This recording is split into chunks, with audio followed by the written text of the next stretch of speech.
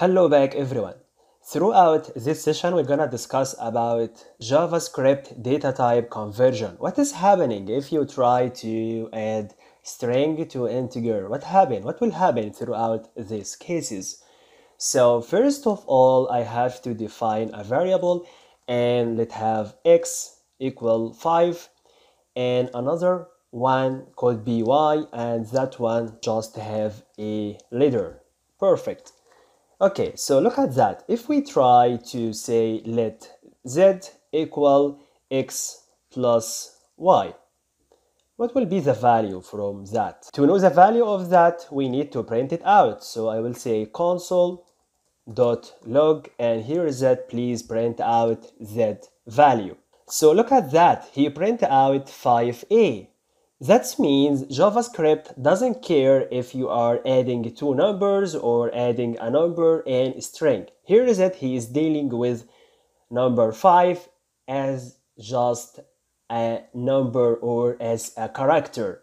So he put 5 in front of a. What about if we did vice versa? Look at that, y plus x.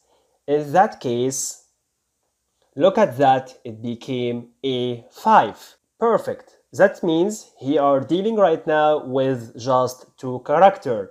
He just put, 5 in front of a or vice versa. Alright, that's cool.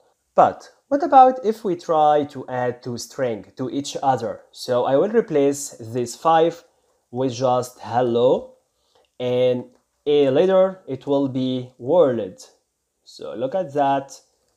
World, okay, and I will say x plus y like that, and look at the print out. Wow, look at that, it's hello world.